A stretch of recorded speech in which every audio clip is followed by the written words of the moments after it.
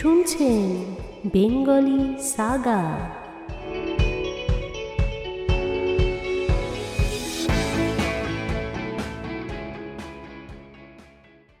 আপনারা শুনছেন Bengali Saga. আমি বিদিশা। আজকে শোনাব রবীন্দ্রনাথ ঠাকুরের শেষের কবিতার প্রথম পর্ব।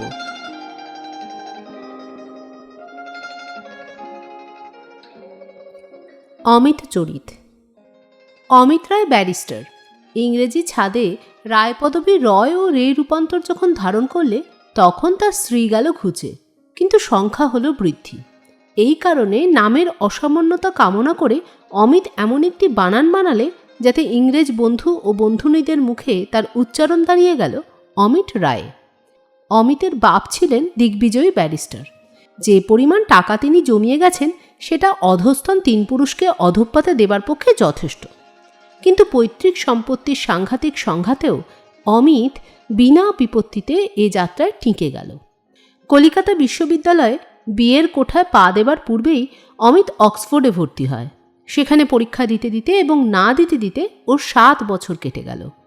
বুদ্ধি বেশি থাকাতে পড়াশোনা বেশি করেনি, অথচ বিদ্যেতে কমতি আছে বলে ঠাউর হয় না। ওর বাপ ওর কাছ থেকে অসাধারণ কিছু প্রত্যাশা করেননি।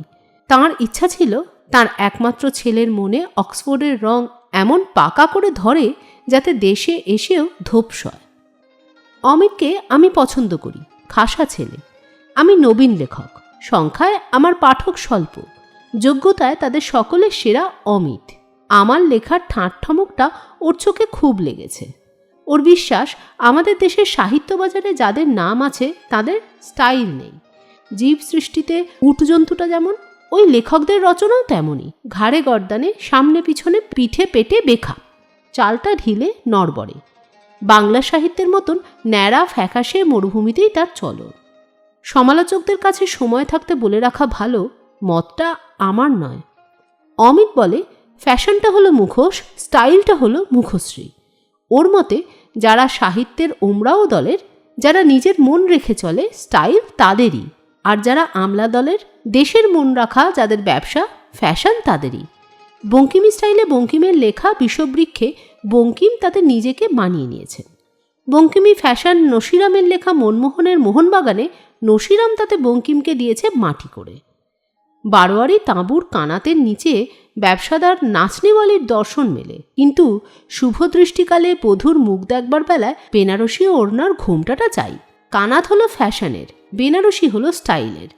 বিশেষের মুখ বিশেষ রঙের ছায়ায় দেখবার জন্যে। অমিত বলে হাটের লোকের পায়ে চলা রাস্তার বাইরে আমাদের পা সরতে ভরসা পায় না বলেই আমাদের দেশে স্টাইলের এত অনাদর।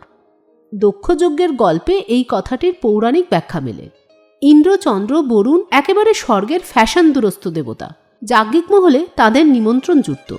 শিবের ছিল স্টাইল এত অরিজিনাল যে মন্ত্র পড়া যজমানেরা তাকে হব্যকব্য দেওয়াটা বেদস্তুর বলে জানত। অক্সফোর্ডের বিয়ের মুখে এসব কথা শুনতে আমার ভালো লাগে, কেননা আমার বিশ্বাস আমার লেখার স্টাইল আছে। সেই জন্যই আমার সকল বইয়ের এক সংস্করণেই কৈবল্যপ্রাপ্তি, তারা পুনরাবর্তন্তে। আমার শ্যালক নবকৃষ্ণ অমিতের এসব কথা একেবারে সইতে পারত না। বলতো, রেখে দাও তোমার অক্সফোর্ডের পাশ। সে ছিল ইংরাজি সাহিত্যে রোমহর্ষক এমএ। তাকে পড়তে হয়েছে বিস্তর, বুঝতে হয়েছে অল্প। যেদিন সে আমাকে বললে, অমিত কেবলই ছোট লেখককে বড় করে, বড় লেখককে খাটো করবার জন্যই। অবজ্ঞার ঢাক পিটাবার কাজে তার শখ, তোমাকে সে করেছে তার ঢাকের কাঠি। দুঃখের বিষয়, এই আলোচনাস্থলে উপস্থিত ছিলেন আমার স্ত্রী, স্বয়ং ওর সহোদরা। কিন্তু পরম সন্তোষের বিষয় এই যে আমার শ্যালকের কথা তাঁর একটুও ভালো লাগেনি। দেখলুম অমিতের সঙ্গেই তাঁর রুচির মিল, অথচ পড়াশোনা বেশি করেনি। স্ত্রীলোকের আশ্চর্য স্বাভাবিক বুদ্ধি। অনেক সময় আমার মনেও খটকা লাগে যখন দেখি কত কত নামজাদা ইংরেজ লেখকদেরও নগণ্য করতে অমিতের বুক তমে না। তারা হলো যাদের বলা যেতে পারে বহু বাজারে চলতি লেখক, বড় বাজারে ছাপ মারা, প্রশংসা করবার জন্য যাদের লেখা পড়ে দেখবার দরকারই হয় না, চোখ বুজে গুণগান করলেই পাশ মার্ক পাওয়া যায়। অমিতর পক্ষে এদের লেখা পড়ে দেখা অনাবশ্যক। চোখ বুজে নিন্দা করতে ওর বাধে না। আসলে যারা নামজাদা তারা ওর কাছে বড় বেশি সরকারি, বর্ধমানের ওয়েটিং রুমের মতন। আর যাদেরকে ও নিজে আবিষ্কার করেছে তাদের ওপর ওর খাস দখল, যেন স্পেশাল ট্রেনের সেলুন কামরা। অমিতর নেশাই হলো স্টাইলে, কেবল সাহিত্য বাছাই কাজে নয়, বেশভূষায় ব্যবহারে। ওর চেহারাতেই একটা বিশেষ ছাঁদ আছে। 5 জনের মধ্যে ও যে কোনো একজন মাত্র নয়, ও হলো একেবারে পঞ্চম, অন্যকে বাদ দিয়ে চোখে পড়ে। দাড়িগোফ কামানো, চাঁচা মাজা, চিকন শ্যামবর্ণ পরিস্ফুট মুখ, স্ফূর্তি ভরা ভাবটা, চোখ চঞ্চল, হাসি চঞ্চল, নড়াচড়া চলাফেরা চঞ্চল। কথার জবাব দিতে একটুও দেরি হয় না। মনটা এমন এক রকমের চকমকি যে ঠুন করে একটু ঠুকলেই স্ফুলিঙ্গ ছিটকে পড়ে। দেশি কাপড় প্রায়ই পরে, কেননা ওর দলের লোক সেটা পরে না। ধুতি সাদা থানের, যত্নে কোঁচানো, কেননা ওর বয়সে এরকম ধুতি চলতি নয়। পাঞ্জাবি পরে, তার বাঁ কাঁধ থেকে বোতাম ডান দিকের কোমর অবধি। আস্তিনের সামনের দিকটা কুনুই পর্যন্ত দুভাগ করা। কোমরে ধুতিটাকে ঘিরে একটি জড়ি দেওয়া চওড়া খয়েরি রঙের ফিতে। তারই বাঁদিকে ঝুলছে বৃন্দাবনী ছিটের একটা ছোট থলি, তার মধ্যে ওর ট্যাগ ঘড়ি। পায়ে সাদা চামড়ার ওপর লাল চামড়ার কাজ করা কটকি জুতো। বাইরে যখন যায় একটা পাট করা পাড়ওয়ালা মাদ্রাজি চাদর বাঁ কাঁধ থেকে হাঁটু অবধি ঝুলতে থাকে। বন্ধু মহলে যখন নিমন্ত্রণ থাকে, মাথায় চড়ায় এক মুসলমানি লক্ষ্ণৌ টুপি, সাদার ওপর সাদা কাজ করা। একে ঠিক সাজ বলবো না, এ হচ্ছে ওর এক রকমের উচ্চ হাসি। ওর বিলেতি সমাজের মর্ম আমি বুঝি নে। যারা বোঝে তারা বলে কিছু আলুথালু গোছের বটে, কিন্তু ইংরাজিতে যাকে বলে ডিস্টিংগুইশড। নিজেকে অপরূপ করবার শখ ওর নেই, কিন্তু ফ্যাশনকে বিদ্রূপ করবার কৌতুক ওর অপর্যাপ্ত। কোনো মতে বয়স মিলিয়ে যারা কুষ্ঠির প্রমাণে যুবক, তাদের দর্শন মেলে পথে ঘাটে। অমিতর দুর্লভ যুবকত্ব নির্জলা যৌবনের জোরেই একেবারে বেহিসেবি, উড়নচণ্ডী, বান ডেকে ছুটে চলেছে বাইরের দিকে, সমস্ত নিয়ে চলেছে ভাসিয়ে, হাতে কিছুই রাখে না। এদিকে ওর 2 বোন, যাদের ডাকনাম সিসি এবং লিসি, যেন নতুন বাজারে অত্যন্ত হালের আমদানি, ফ্যাশনের পসরায় আপাদমস্তক যত্নে মোড়ক করা 1 নম্বরের প্যাকেট বিশেষ।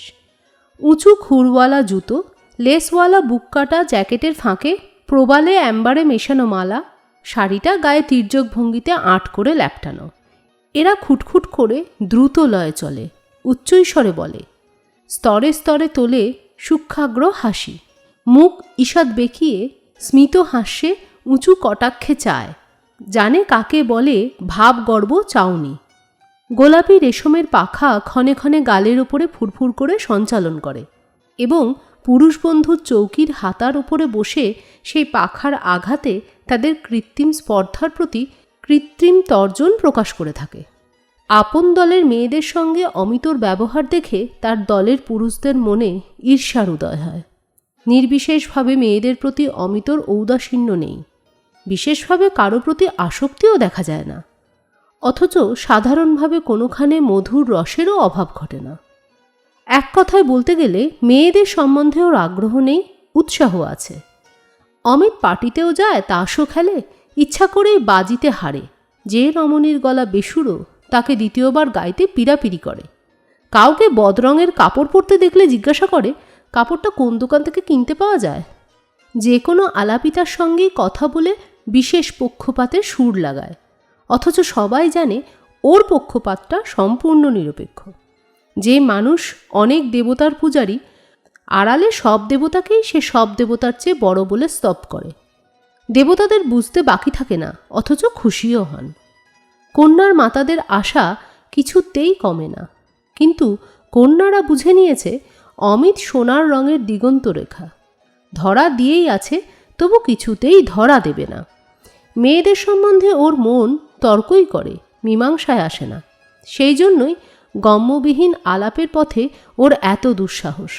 তাই অতি সহজেই সকলের সঙ্গে ও ভাব করতে পারে। নিকটে দাহ্য বস্তু থাকলেও ওর তরফে আগ্নেয়তা নিরাপদে সুরক্ষিত। সেদিন পিকনিকে গঙ্গার ধারে যখন ওপারের ঘন কালো পুঞ্জীভূত স্তব্ধতার উপরে চাঁদ উঠল, ওর পাশে ছিল লিলি গাঙ্গুলি। তাকে ও মৃদুস্বরে বললে, গঙ্গার ওপারে ওই নতুন চাঁদ, আর এপারে তুমি আর আমি। এমন সমাবেশটি অনন্তকালের মধ্যে কোনোদিনই আর হবে না। প্রথমটা লিলি গাঙ্গুলির মন এক মুহূর্তে ছলছলিয়ে উঠেছিল, কিন্তু সে জানত এ কথাটায় যতখানি সত্য সে কেবল ওই বলার কায়দাটুকুর মধ্যেই। তার বেশি দাবি করতে গেলে বুদবুদের উপরকার বর্ণ ছটাটাকে দাবি করা হয়। তাই নিজেকে ক্ষণকালের ঘোর লাগা থেকে ঠেলা দিয়ে লিলি হেসে উঠল, বললে, অমিট, তুমি যা বললে সেটা এত সত্য যে না বললেও চলতো। এইমাত্র এই ব্যাঙটা টপ করে জলে লাফিয়ে পড়ল, এটাও তো অনন্তকালের মধ্যে আর কোনো দিন ঘটবে না। অমিত হেসে উঠে বললে, তফাৎ আছে লিলি, একেবারে অসীম তফাৎ। আজকে সন্ধ্যাবেলায় ওই ব্যাঙটার লাফানোটা একটা খাপ ছাড়া ছেঁড়া জিনিস, কিন্তু তোমাতে আমাতে চাঁদেতে গঙ্গার ধারায় আকাশের তারায় একটা সম্পূর্ণ ঐক্যতানিক সৃষ্টি, বেটোফেনের চন্দ্রালোক গীতিকা। আমার মনে হয় যেন বিশ্বকর্মার কারখানায় একটা পাগলা স্বর্গীয় শ্যাকরা আছে। সে যেমনই একটি নিখুঁত সুগোল স্বর্ণের চক্রে নীলার সঙ্গে হিরে আর হীরের সঙ্গে পান্না লাগিয়ে এক প্রহরের আংটি সম্পূর্ণ করলে অমনি দিলে সেটা সমুদ্রের জলে ফেলে, আর তাকে খুঁজে পাবে না কেউ। ভালোই হলো, তোমার ভাবনা রইল না অমিত, বিশ্বকর্মা শ্যাকরার বিল তোমাকে শুধতে হবে না। কিন্তু লিলি, কোটি কোটি যুগের পর যদি দৈবাত তোমাতে আমাতে মঙ্গল গ্রহের লাল অরণ্যের ছায়ায় তার কোনো একটা হাজার ক্রোশি খালের ধারে মুখোমুখি দেখা হয়, আর যদি শকুন্তলার সেই জেলেটা বোয়াল মাছের পেট চিরে অপরূপ এই সোনার মুহূর্তটিকে আমাদের সামনে এনে ধরে, চমকে উঠে মুখ চাওয়াচাই করব, তারপরে কি হবে ভেবে দেখো।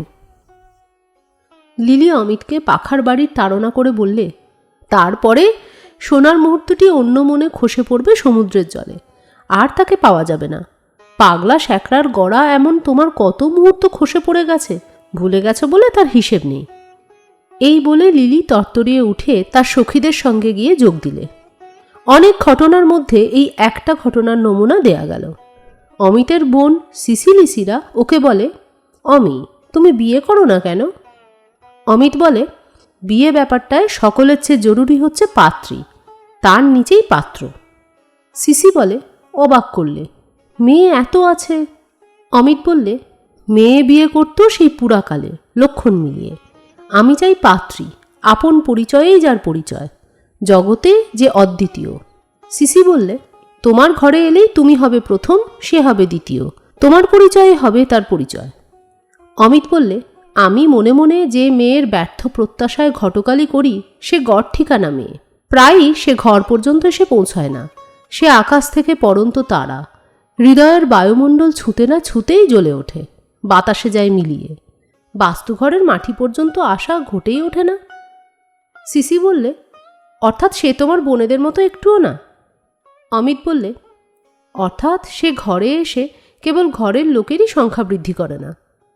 লিসি বললে, আচ্ছা ভাই সিসি, বিমি বোস তো অমির জন্য পথ চেয়ে তাকিয়ে আছে, ইশারা করলেই ছুটে এসে পড়ে, তাকে ওর পছন্দ নয় কেন?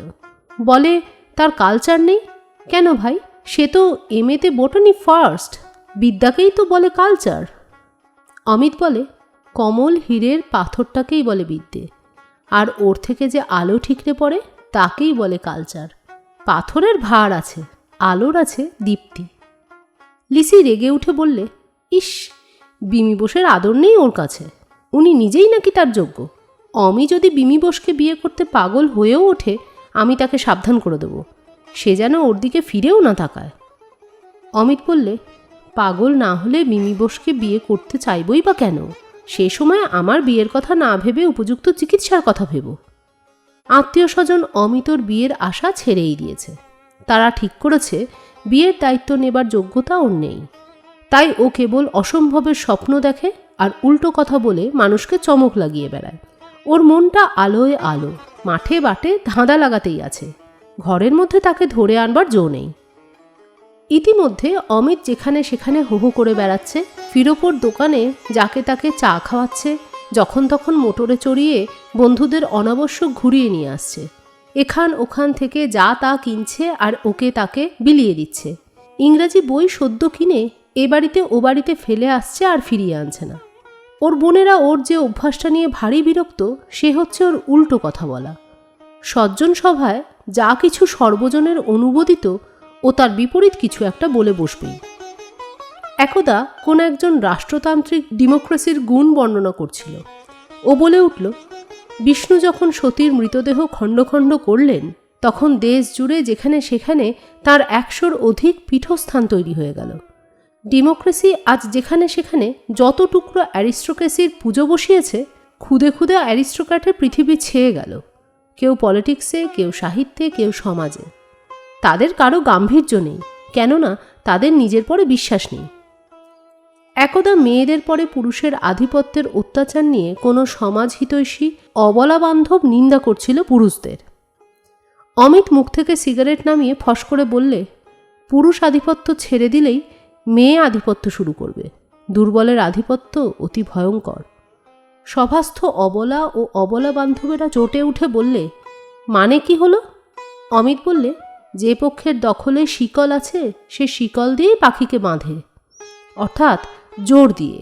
শিকল নেই যার, সে বাঁধে আফিম খাইয়ে, অর্থাৎ মায়া দিয়ে।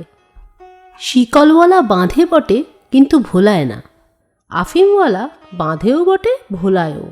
মেয়েদের কৌটো আফিমে ভরা, প্রকৃতি শয়তানই তার যোগান দেয়। একদিন ওদের বালিগঞ্জের এক সাহিত্য সভায় রবি ঠাকুরের কবিতা ছিল আলোচনার বিষয়। অমিতর জীবনে এই সে প্রথম সভাপতি হতে রাজি হয়েছিল। গিয়েছিল মনে মনে যুদ্ধ সাজ পরে। একজন সেকেলে গোছের অতি ভালো মানুষ ছিল বক্তা। রবি ঠাকুরের কবিতা যে কবিতাই, এইটে প্রমাণ করাই তার উদ্দেশ্য। 2-1 কলেজের অধ্যাপক ছাড়া অধিকাংশ সভ্যই স্বীকার করলে প্রমাণটা একরকম সন্তোষজনক।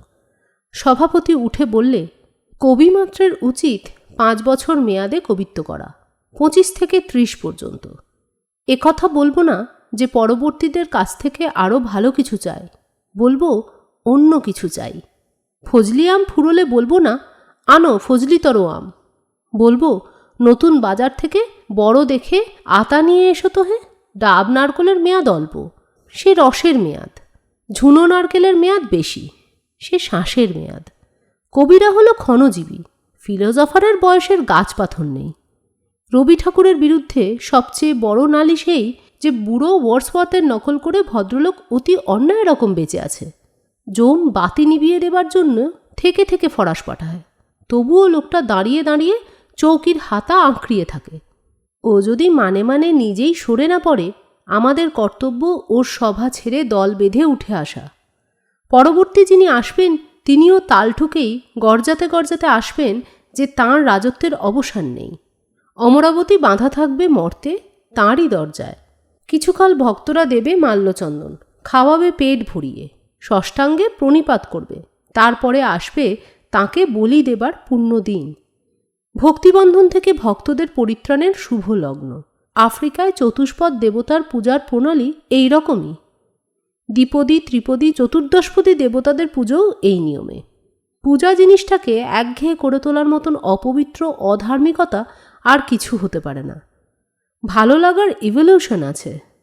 5 বছর পূর্বেকার ভালো লাগা 5 বছর পরেও যদি একই জায়গায় খাড়া দাঁড়িয়ে থাকে, তাহলে বুঝতে হবে বেচারা জানতে পারেনি যে সে মরে গেছে। একটু ঠেলা মারলেই তার নিজের কাছে প্রমাণ হয়ে যাবে সেন্টিমেন্টাল আত্মীয়রা তার অন্ত্যেষ্টি সৎকার করতে বিলম্ব করেছিল। বোধ করি উপযুক্ত উত্তরাধিকারীকে চিরকাল ফাঁকি দেবার মতলবে। রবি ঠাকুরের দলের এই অবৈধ ষড়যন্ত্র আমি পাবলিকের কাছে প্রকাশ করব বলে প্রতিজ্ঞা করেছি। আমাদের মণিভূষণ চশমার ঝলক লাগিয়ে প্রশ্ন করলে, সাহিত্য থেকে লয়ালটি উঠিয়ে দিতে চান? একেবারেই। এখন থেকে কবি প্রেসিডেন্টের দ্রুত নিঃশেষিত যুগ।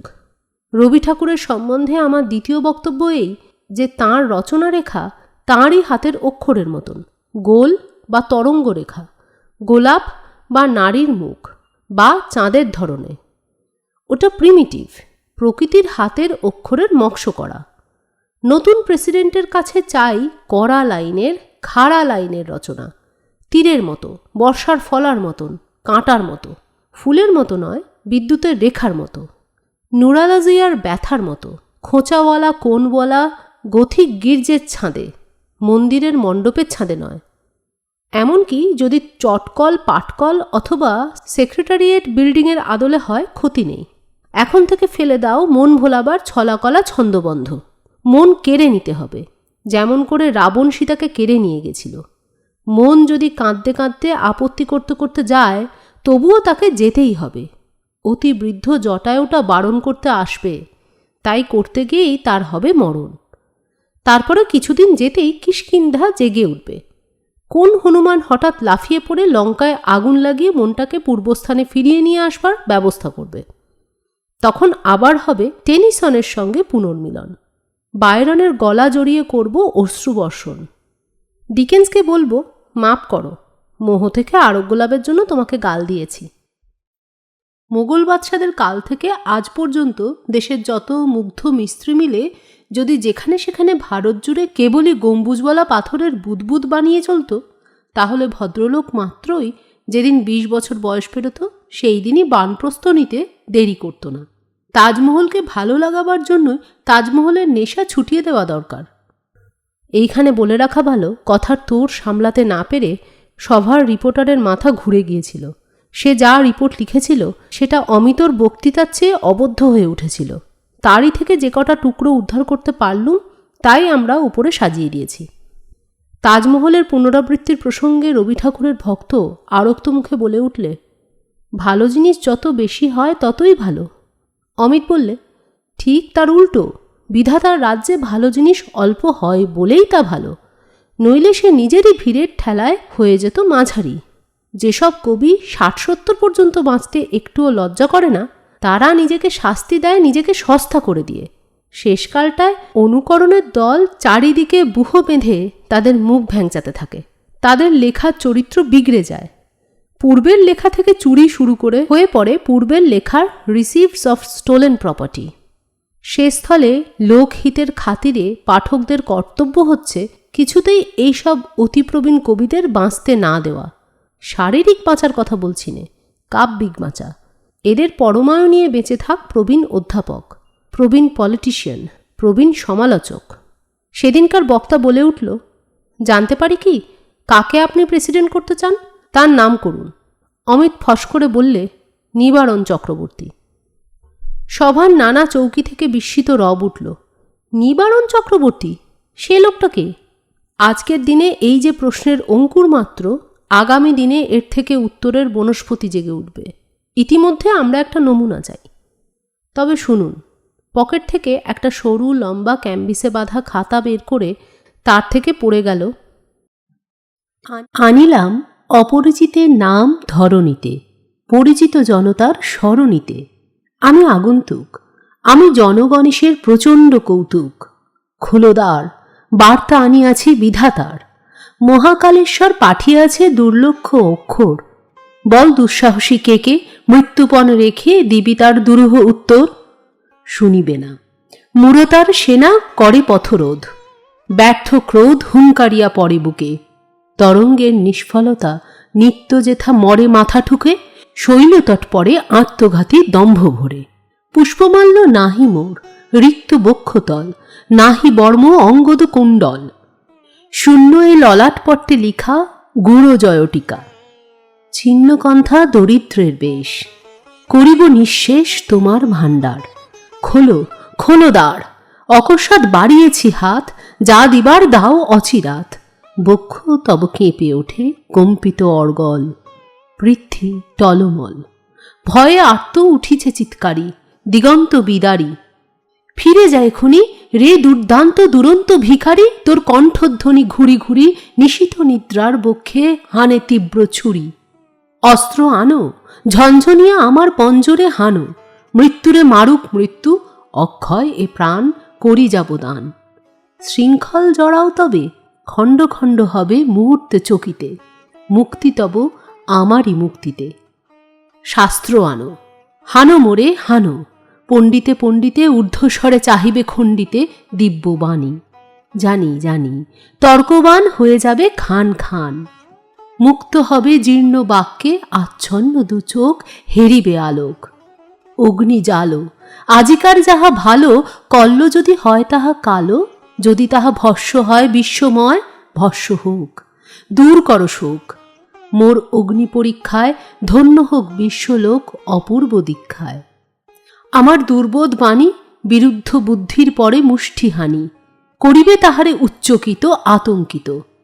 উন্মাদ আমার ছন্দ, দিবে ধন্দ শান্তিলুব্ধ মুমুক্ষুরে, ভিক্ষাজীর্ণ বুভুক্ষুরে। শিরে হস্ত হেনে একে একে নিভে মেনে, ক্রোধে ক্ষোভে ভয়ে লোকালয়ে অপরিচিতের জয়। অপরিচিতের পরিচয় যে অপরিচিত। বৈশাখের রুদ্র ঝড়ে বসুন্ধরা করে আন্দোলিত। হানি বজ্র মুঠি মেঘের কার্পণ্য টুটি, সঙ্গোপনে বর্ষণ সঞ্চয়। ছিন্ন করে মুক্ত করে সর্ব জগন্ময়। রবি ঠাকুরের দল সেদিন চুপ করে গেল, শাসিয়ে গেল লিখে জবাব দেবে। সভাটাকে হতবুদ্ধি করে দিয়ে মোটের ওপরে অমিত যখন বাড়ি আসছিল, সিসি তাকে বললে, একখানা আস্ত নিবারণ চক্রবর্তী তুমি নিশ্চয়ই আগে থাকতে গড়ে তুলে পকেটে করে নিয়ে এসেছ, কেবলমাত্র ভালো মানুষকে বোকা বানাবার জন্যে। অমিত বললে, অনাগত যে মানুষ এগিয়ে নিয়ে আসে তাকেই বলে অনাগত বিধাতা। আমি তাই। নিবারণ চক্রবর্তী আজ মর্তে এসে পড়লে কেউ তাকে আর ঠেকাতে পারবে না। সিসি অমিতকে নিয়ে মনে মনে খুব একটা গর্ববোধ করে। সে বললে, আচ্ছা অমিত, তুমি কি সকালবেলা উঠেই সেদিনকার মতো তোমার যত সানিয়ে বলা কথা বানিয়ে রেখে দাও? অমিত বললে, সম্ভবপরের জন্য সবসময়ই প্রস্তুত থাকা সভ্যতা। বর্বরতা পৃথিবীতে সকল বিষয়ে অপ্রস্তুত। এ কথাটাও আমার নোট বইয়ে লেখা আছে। কিন্তু তোমার নিজের মত বলে কোনো পদার্থই নেই। যখন যেটা বেশ ভালো শোনায় সেইটাই তুমি বলে বসো। আমার মনটা আয়না। নিজের বাঁধা মতগুলো দিয়েই চিরদিনের মতন যদি তাকে আগাগোড়া লেপে রেখে দিতুম, তাহলে তার উপরে প্রত্যেক চলতি মুহূর্তের প্রতিবিম্ব পড়ত না। সিসি বললে, অমি, প্রতিবিম্ব নিয়েই তোমার জীবন কাটবে।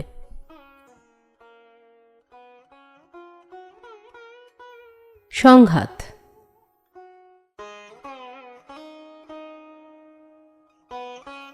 অমিত বেছে বেছে শিলং পাহাড়ে গেল।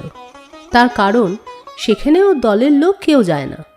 আরও একটা কারণ, ওখানে কন্যাদায়ের বন্যা তেমন প্রবল নয়।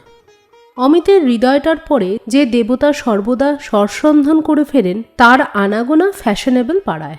দেশের পাহাড় পর্বতে যত বিলাসী বসতি আছে তার মধ্যে শিলংয়ে এদের মহলে তার টার্গেট প্র্যাকটিসের জায়গা সবচেয়ে সংকীর্ণ।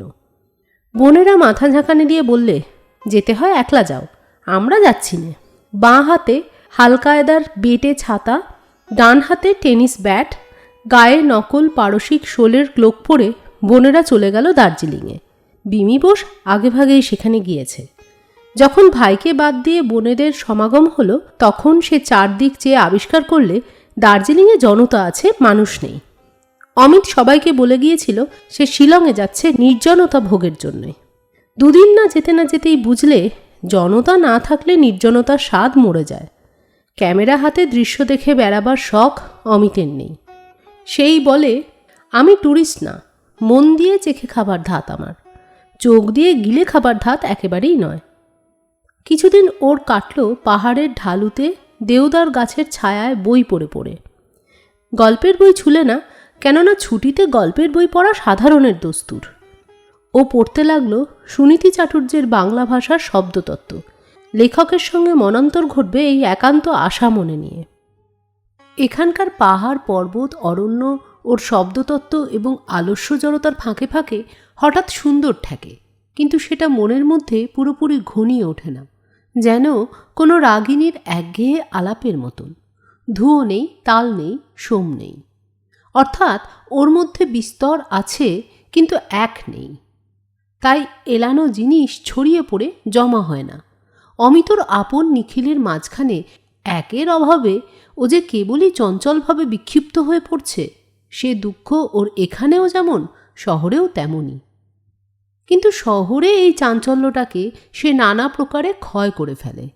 এখানে চাঞ্চল্যটাই স্থির হয়ে জমে জমে ওঠে।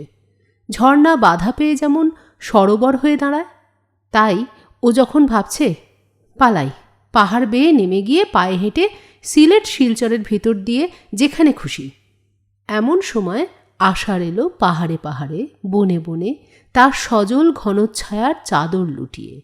খবর পাওয়া গেল চেরাপুঞ্জির গিরিশৃঙ্গ নববর্ষার মেঘদলের পুঞ্জিত আক্রমণ আপন বুক দিয়ে ঠেকিয়েছে। এইবার ঘন বর্ষণে গিরিনির্ঝরিণীগুলিকে খেপিয়ে কুল ছাড়া করবে। স্থির করলে এই সময়টাতে কিছুদিনের জন্য চেরাপুঞ্জির ডাকবাংলোয় এমন মেঘদূত জমিয়ে তুলবে যার অলক্ষ্য অলকার নায়িকা অশরীরী বিদ্যুতের মতন। চিত্ত আকাশে ক্ষণে ক্ষণে চমক দেয়, নাম লেখে না, ঠিকানা রেখে যায় না। সেদিন সে পরল হাইল্যান্ডারি মোটা কম্বলের মোজা, পুরু শুকতলাওয়ালা মজবুত চামড়ার জুতো, খাকি নরফক কুর্তা, হাঁটু পর্যন্ত রস্য আধোবাস, মাথায় সোলা টুপি। অবনী ঠাকুরের আঁকা যক্ষের মতো দেখতে হলো না, মনে হতে পারত রাস্তা তদারক করতে বেরিয়েছে ডিস্ট্রিক্ট ইঞ্জিনিয়ার। কিন্তু পকেটে ছিল গোটা ৫-৭ পাতলা এডিশনের নানা ভাষার কাব্যের বই। আঁকামাকা সরু রাস্তা, ডান দিকে জঙ্গলে ঢাকা খাদ। এ রাস্তার শেষ লক্ষ্য অমিতর বাসা। সেখানে যাত্রী সম্ভাবনা নেই, তাই সে আওয়াজ না করে অসতর্কভাবে গাড়ি হাঁকিয়ে চলেছে। ঠিক সেই সময়টা ভাবছিল আধুনিককালে দূরবর্তিনী প্রেয়সীর জন্য মটর দুধটাই প্রশস্ত। তার মধ্যে ধূমজ্যোতি সলিল মরুতাং সন্নিপাত বেশ ঠিক পরিমাণেই আছে, আর চালকের হাতে একখানি চিঠি দিলে কিছুই অস্পষ্ট থাকে না। ও ঠিক করে নিলে আগামী বৎসরের আষাঢ়ের প্রথম দিনই মেঘদূত বর্ণিত রাস্তা দিয়েই মোটরে করে যাত্রা করবে। হয়তোবা অদৃষ্ট ওর পথ চেয়ে দেহলী দত্ত পুষ্পা যে পথিকবধূকে এতকাল বসিয়ে রেখেছে, সেই অবন্তিকা হোক বা মালবিকাই হোক বা হিমালয়ের কোনো দেবদারুচারিণীই হোক, ওকে হয়তো কোনো একটা অভাবনীয় উপলক্ষে দেখা দিতেও পারে। এমন সময়ে হঠাৎ একটা বাঁকের মুখে এসেই দেখলে আর একটা গাড়ি ওপরে উঠে আসছে। পাশ কাটাবার জায়গা নেই। ব্রেক কষতে কষতে গিয়ে পড়ল তার উপরে। পরস্পর আঘাত লাগলো, কিন্তু অপঘাত ঘটল না। অন্য গাড়িটা খানিকটা গড়িয়ে পাহাড়ের গায়ে আটকে থেমে গেল। একটি মেয়ে গাড়ি থেকে নেমে দাঁড়ালো। সদ্য মৃত্যু আশঙ্কার কালো পাটখানা তার পেছনে।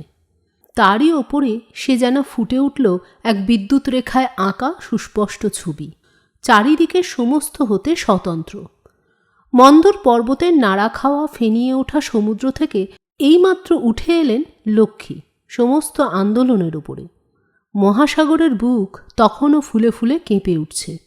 দুর্লভ অবসরে অমিত তাকে দেখলে। ড্রয়িং রুমে এ মেয়ে অন্য 5 জনের মাঝখানে পরিপূর্ণ আত্মস্বরূপে দেখা দিত না। পৃথিবীতে হয়তো দেখবার যোগ্য লোক পাওয়া যায়, তাকে দেখবার যোগ্য জায়গাটি পাওয়া যায় না। মেয়েটির পরনে সরু পাড় দেওয়া সাদা আলোয়ানের শাড়ি, সেই আলোয়ানেরই জ্যাকেট, পায়ে সাদা চামড়ার দিশি ছাঁদের জুতো, তনু দীর্ঘ দেহটি, বর্ণ চিকন শ্যাম, টানা চোখ ঘন পক্ষছায়ায় নিবিড় স্নিগ্ধ, প্রশস্ত ললাট অবারিত করে পিছু হটিয়ে চুল আঁট করে বাঁধা, চিবুক ঘিরে সুকুমার মুখের ডৌলটি অতি অনতিপক্ষ ফলের মতো রমণীয়। জ্যাকেটের হাত কবজি পর্যন্ত, 2 হাতে 2টি সরু প্লেন বালা, ব্রোচের বন্ধনহীন কাঁধের কাপড় মাথায় উঠেছে, কটকি কাজ করা রূপোর কাঁটা দিয়ে খোপার সঙ্গে বদ্ধ।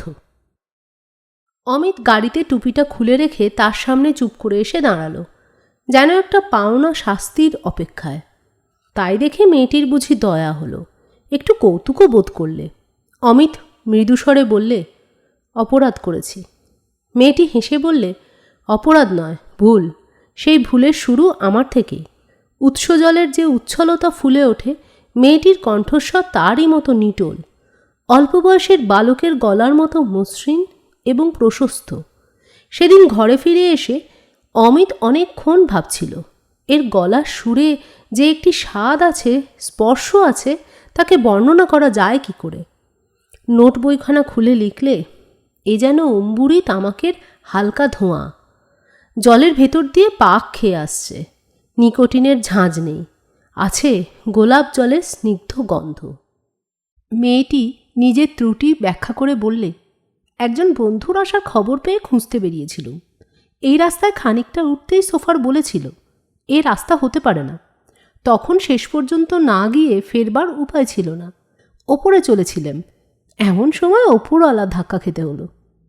অমিত বললে, ওপরওয়ালার ওপরেও ওপরওয়ালা আছে, একটা অতি কুশ্রী কুটিল গ্রহ, এ তারই কুকীর্তি। অপরপক্ষের ড্রাইভার জানালে, লোকসান বেশি হয়নি, কিন্তু গাড়ি সেরে নিতে দেরি হবে। অমিত বললে, আমার অপরাধী গাড়িটিকে যদি ক্ষমা করেন তবে আপনি যেখানে অনুমতি করবেন সেইখানেই পৌঁছিয়ে দিতে পারি। দরকার হবে না, পাহাড়ে হেঁটে চলা আমার অভ্যেস। দরকার আমারই, মাপ করলেন তার প্রমাণ। মেয়েটি ঈষৎ দ্বিধায় নীরব রইল। অমিত বললে, আমার তরফে আরও একটু কথা আছে। গাড়ি হাঁকাই, বিশেষ একটা মহৎকর্ম নয়, এ গাড়ি চালিয়ে পস্টারিটি পর্যন্ত পৌঁছাবার পথ নেই, তবু আরম্ভে এই একটিমাত্র পরিচয়ই পেয়েছেন, অথচ এমনই কপাল সেটুকুর মধ্যেও গলদ। উপসংহারে একটু দেখাতে দিন যে জগতে অন্তত আপনার সোফারের চেয়ে আমি অযোগ্য নই। অপরিচিতের সঙ্গে প্রথম পরিচয়ের অজানা বিপদের আশঙ্কায় মেয়েরা সংকোচ সরাতে চায় না, কিন্তু বিপদের এক ধাক্কায় উপক্রমণিকার অনেকখানি বিস্তৃত বেড়া একদমে ভেঙে গেল। কোন দৈব নির্জন পাহাড়ের পথে হঠাৎ মাঝখানে দাঁড় করিয়ে দুজনের মনে দেখাদেখির গাঁট বেঁধে দিলে। সবুর করলে না। আকস্মিকের বিদ্যুৎ আলোতে এমন করে যা চোখে পড়ল, প্রায় মাঝে মাঝেই এ যে রাত্রে জেগে উঠে অন্ধকারের পটে দেখা যাবে, চৈতন্যের মাঝখানটাতে তার গভীর ছাপ পড়ে গেল। নীল আকাশের ওপরে সৃষ্টির কোন এক প্রচণ্ড ধাক্কায় যেমন সূর্য নক্ষত্রের আগুন জ্বালা ছাপ। মুখের কথা না বলে মেয়েটি গাড়িতে উঠে বসল। তার নির্দেশ মতো গাড়ি পৌঁছল যথাস্থানে। মেয়েটি গাড়ি থেকে নেমে বললে, কাল যদি আপনার সময় থাকে একবার এখানে আসবেন, আমাদের কর্তামার সঙ্গে আপনার আলাপ করিয়ে দেব। অমিতর ইচ্ছা হলো বলে, আমার সময়ের অভাব নেই, এখনই আসতে পারি। সংকোচে বলতে পারল না। বাড়ি ফিরে এসে ওর নোট বই নিয়ে লিখতে লাগলো। পথ আজ হঠাৎ একই পাগলামি করলে। দুজনকে দু জায়গায় থেকে ছিঁড়ে এনে আজ থেকে হয়তো এক রাস্তায় চালান করে দিলে। অ্যাস্ট্রোনমার ভুল বলেছে। অজানা আকাশ থেকে চাঁদ এসে পড়েছিল পৃথিবীর কক্ষপথে। লাগলো তাদের মোটরে ধাক্কা। সেই মরণের তাড়নার পর থেকে যুগে যুগে দুজনে একসঙ্গেই চলছে। এর আলো ওর মুখে পড়ে, ওর আলো এর মুখে। চলার বাঁধন আর ছিঁড়ে না। মনের ভেতরটা বলছে, আমাদের শুরু হলো যুগল চলন। আমরা চলার সূত্রে গাঁথব ক্ষণে ক্ষণে কুড়িয়ে পাওয়া উজ্জ্বল নিমেষগুলির মালা। বাঁধা মাইনের বাঁধা খোরাকিতে ভাগ্যের দ্বারে পড়ে থাকবার জো রইল না। আমাদের দেনা পাওনা সবই হবে হঠাৎ। বাইরে বৃষ্টি পড়ছে। বারান্দায় ঘন ঘন পায়চারি করতে করতে অমিত মনে মনে বলে উঠলে, কোথায় আছো নিবারণ চক্রবর্তী? এইবার ভর করো আমার পরে, বাণী দাও, বাণী দাও। বেরোলো লম্বা সরু খাতাটা। নিবারণ চক্রবর্তী বলে গেল। পথ বেঁধে দিল বন্ধনহীন গ্রন্থি। আমরা দুজন চলতি হাওয়ার পন্থী। রঙিন নিমেষ ধুলার দুলাল, পরাণে ছড়ায় আবির গুলাল। ওড়না ওড়ায় বর্ষার মেঘ, দিগঙ্গনার নৃত্য। হঠাৎ আলোর ঝলকানি লেগে ঝলমল করে চিত্ত। নাই আমাদের কনক চাপার কুঞ্জ, বনবিথিকায় কীর্ণ বকুল পুঞ্জ। হঠাৎ কখন সন্ধ্যাবেলায় নামহারা ফুল গন্ধ এলায়। প্রভাত বেলায় হেলা ভরে করে অরুণ মেঘেরে তুচ্ছ। উদ্ধত যত শাখার শিখরে রডরেন্দ্রন গুচ্ছ। নাই আমাদের সঞ্চিত ধনরত্ন, নাই রে ঘরের লালন ললিত যত্ন। পথপাশে পাখি পুচ্ছ নাচায়, বন্ধন তারে করি না খাঁচায়। ডানা মেলে দেওয়া মুক্তি প্রিয়ের কুজন দুজনে তৃপ্ত। আমরা চকিত অভাবনীয়ের কচিত কিরণে দীপ্ত। এইখানে একবার পিছনে ফেরা চাই। পশ্চাতের কথাটা সেরে নিতে পারলে গল্পটার সামনে এগোবার বাধা হবে না। পূর্ব ভূমিকা।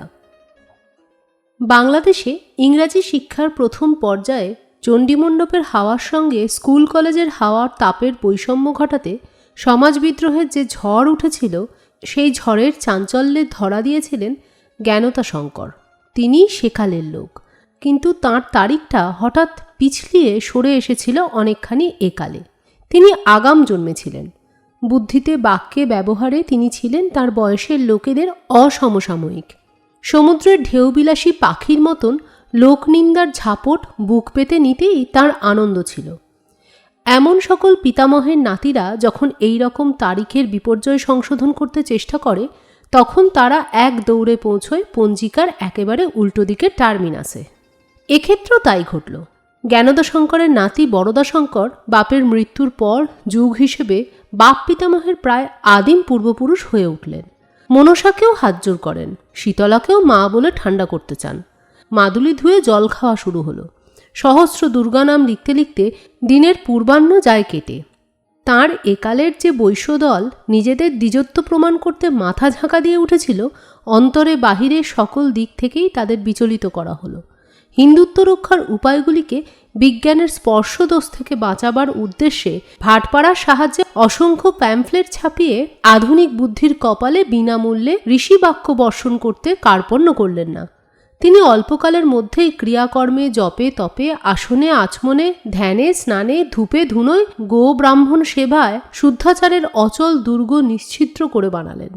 অবশেষে গোদান, স্বর্ণদান, ভূমিদান, কন্যাদায়, পিতৃদায়, মাতৃদায় হরণ প্রভৃতির পরিবর্তে অসংখ্য ব্রাহ্মণের অজস্র আশীর্বাদ বহন করে তিনি লোকান্তরে যখন গেলেন, তখন তাঁর 27 বছর বয়স। এঁরই পিতার পরম বন্ধু, তাঁরই সঙ্গে এক কলেজে পড়া, একই হোটেলে চপ কাটলেট খাওয়া রামলোচন বাণুজ্যের কন্যা যোগমায়ার সঙ্গে বড়দার বিবাহ হয়েছিল।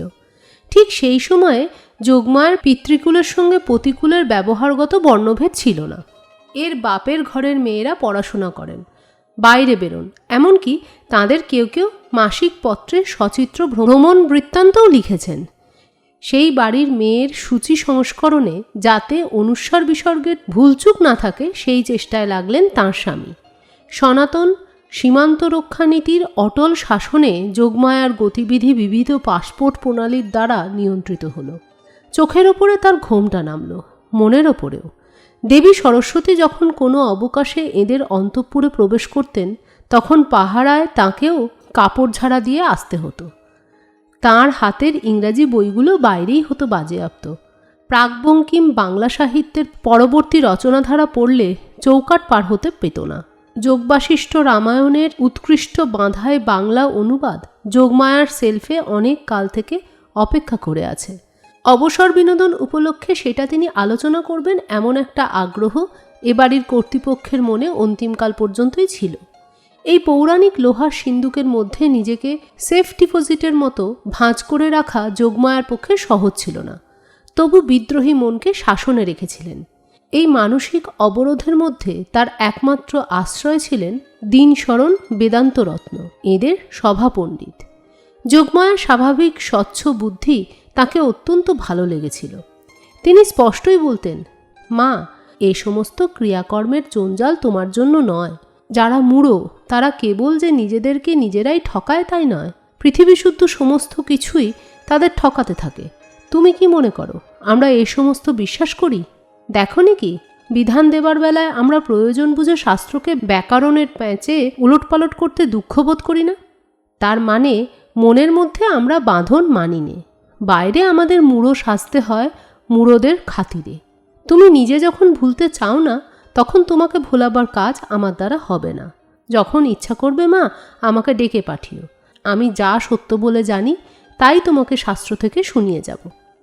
একদিন তিনি এসে যোগমায়াকে কখনো গীতা, কখনো ব্রাহ্মভাষ্য থেকে ব্যাখ্যা করে বুঝিয়ে যেতেন। যোগমায়া তাকে এমন বুদ্ধিপূর্বক প্রশ্ন করতেন যে বেদান্ত রত্ন মহাশয় পুলকিত হয়ে উঠতেন। এর কাছে আলোচনায় তার উৎসাহের অন্ত থাকত না। বরদাশঙ্কর তাঁর চারিদিকে ছোট বড় যেসব গুরু ও গুরুতরদের জুটিয়েছিলেন, তাদের প্রতি বেদান্ত রত্ন মহাশয়ের বিপুল অবজ্ঞা ছিল। তিনি যোগমায়াকে বলতেন, মা, সমস্ত শহরে একমাত্র এই তোমার ঘরে কথা কয়ে আমি সুখ পাই। তুমি আমাকে আত্মধিক্ষার থেকে বাঁচিয়েছ। এমনি করে কিছুকাল নিরবকাশ ব্রত উপবাসের মধ্যে পঞ্জিকার শিকলিবাদা দিনগুলি কোনো মতে কেটে গেল। জীবনটা আগাগোড়ায় হয়ে উঠল আজকালকার খবরের কাগজে কিম্ভূত ভাষায় যাকে বলে বাধ্যতামূলক। স্বামীর মৃত্যুর পরেই তাঁর ছেলে জ্যোতিশঙ্কর ও মেয়ে সুরমাকে নিয়ে বেরিয়ে পড়লেন। শীতের সময় থাকতেন কলকাতায়, গরমের সময় কোনো একটা পাহাড়ে।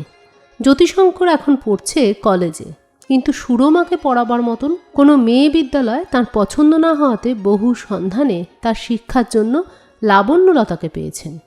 তারই সঙ্গে আজ সকালে আচমকা অমিতর দেখা।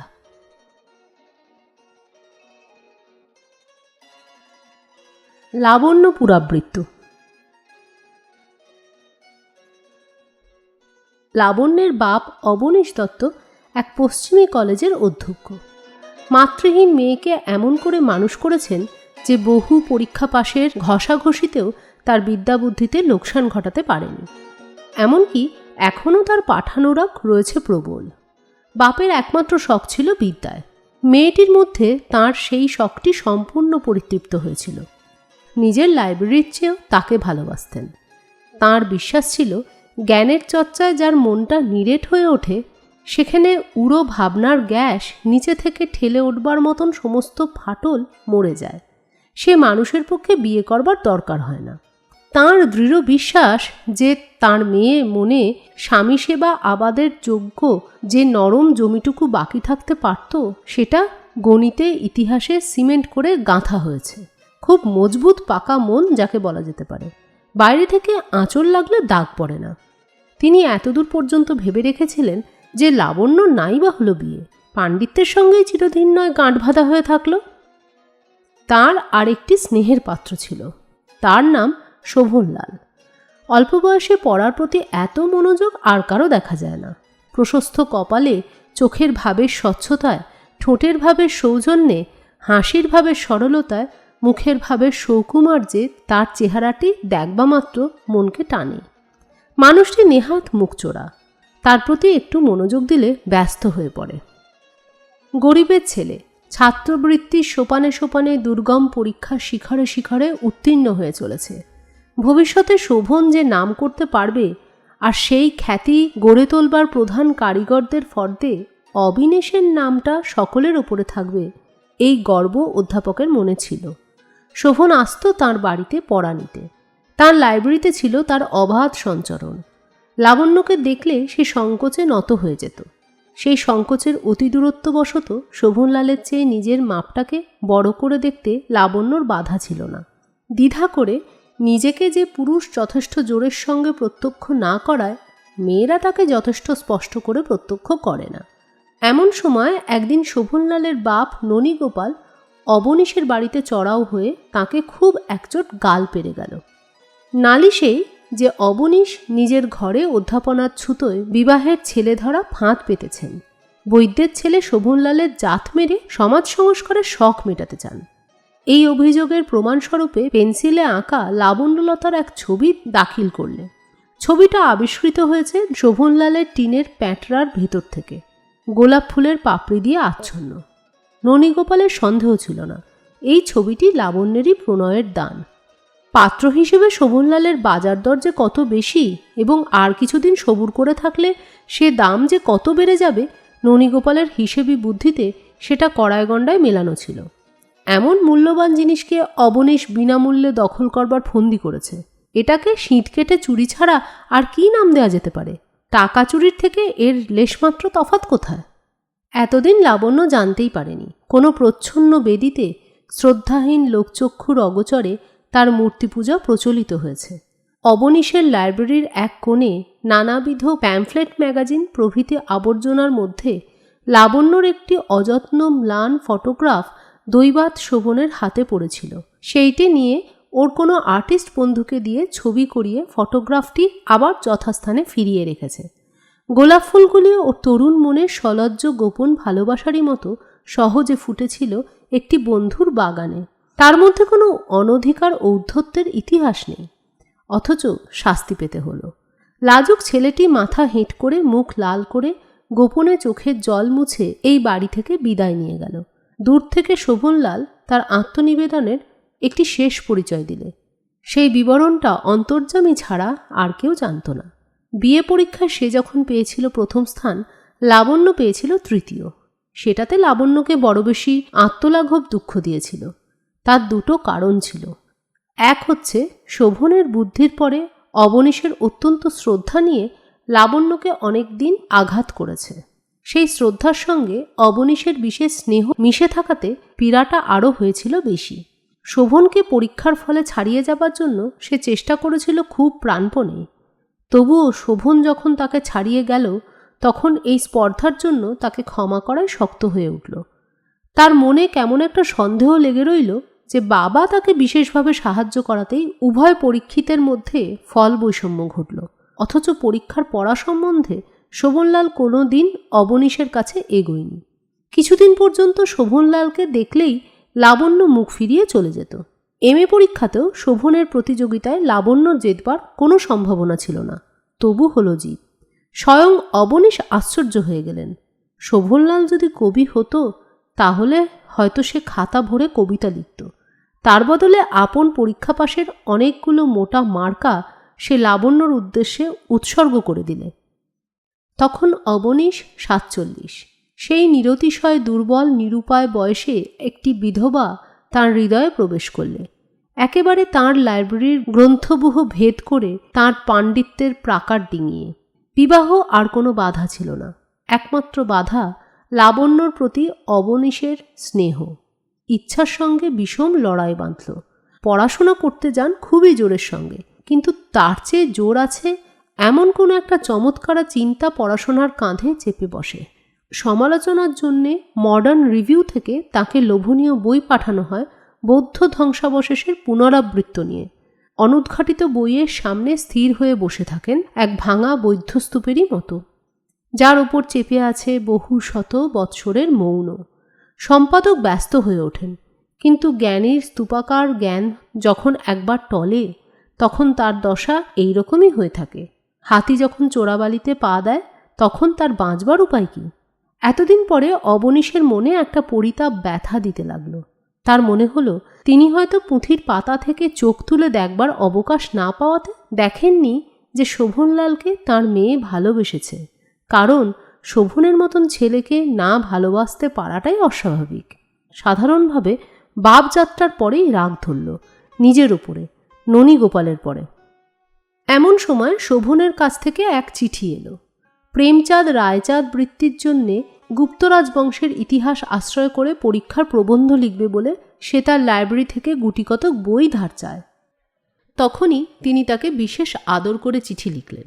বললেন, পূর্বেই মতোই আমার লাইব্রেরিতে বসেই তুমি কাজ করবে, কিছুমাত্র সংকোচ করবে না।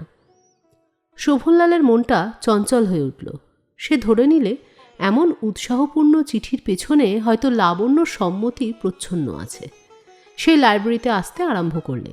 ঘরের মধ্যে যাওয়া আসার পথে দৈবাৎ কখনো ক্ষণকালের জন্য লাবণ্যর সঙ্গে দেখা হয়।